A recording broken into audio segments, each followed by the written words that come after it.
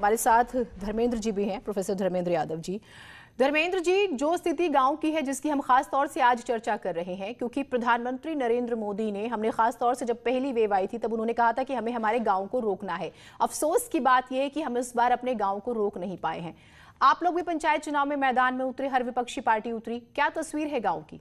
Madam, पहले ही हम लोग इस बात की आशंका जता रहे थे कि अगर पंचायत चुनाव होगा और मतगणना होगी, हाँ, तो निश्चित रूप से कोरोना गांव में जाएगा, उसको कोई रोक नहीं सकता। मैं एक डिबेट में ही बोला था कि ज्यादातर जो कर्मचारी हैं वो शहरों में रहते हैं और चुनाव के दौरान वो बूथ पर जाएंगे और कोरोना बम लेकर जाएंगे, और आज स्थिति वही हो गई है।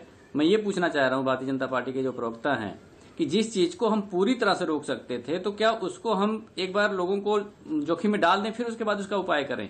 अगर ये आपका पंचायत चुनाव जो है वो टल जाता, मान लो पंचायत चुनाव नहीं टल पाया, तो काउंटिंग अगर टल जाती, तो काउंटिंग टलने से भी हम कम से कम 20 से 30% कोरोना को स्प्रेड होने से रोक सकते थे। लेकिन वो काम हम नहीं किए। मैं आपकी बात का जवाब दूंगी, लेकिन आप मुझे एक चीज बताइए धर्मेंद्र जी, क्या अब ये स्टेटमेंट गैर जिम्मेदाराना नहीं है? जो चीज हो चुकी है, हमने उसमें हाईकोर्ट का भी रोल देखा, चुनाव हो चुके हैं, क्या हम इसी बात को लेकर बैठे रहेंगे और हमारी जिम्मेदारी खत्म हो जाएगी, या आगे का सोचेंगे? सर, आगे बढ़ना है ना। सुनिए, हाँ, कोर्ट बढ़ना है मैडम, बढ़ना है। हम उसी दिन से आगे बढ़ रहे हैं जिस दिन से चुनाव हुआ, उसके बाद काउंटिंग हुई, उसके बाद आज तक भी हम आगे बढ़ रहे हैं।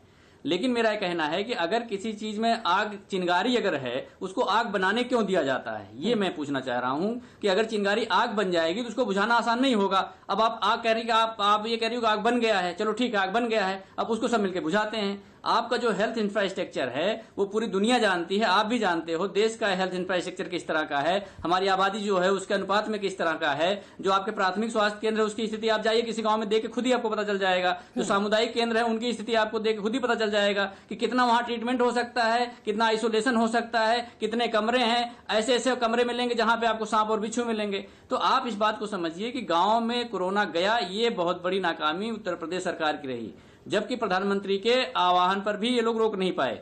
आज जो इनके आंकड़े हैं, मैं आपको बता दूं, आप किसी भी गांव में चले जाइएगा, गांव में जो ये निगरानी समिति की बात करते हैं, 78,000 निगरानी समिति बन गई। एक दो तीन गांव का नाम बता दें, अम्बेडकर नगर में बता दें, इलाहाबाद में बता दें, जौनपुर में बता दें, उसके बाद आपका सीतापुर में बता दें, भदोही में बता दें, इधर सहारनपुर, मुजफ्फरनगर, शामली, बागपत, मेरठ, यहाँ बता दें। अभी आपने गौतम बुद्ध नगर के 4-5 गाँव का जिक्र किया ही। ऐसे ऐसे गांव हैं जिसमें 40-40 मौतें हो जा रही हैं। ऐसा कोई गांव नहीं बचा है जहां पे 2 या 3 मौतें रोज ना हो रही हों। मतलब स्थिति कंट्रोल से बाहर है।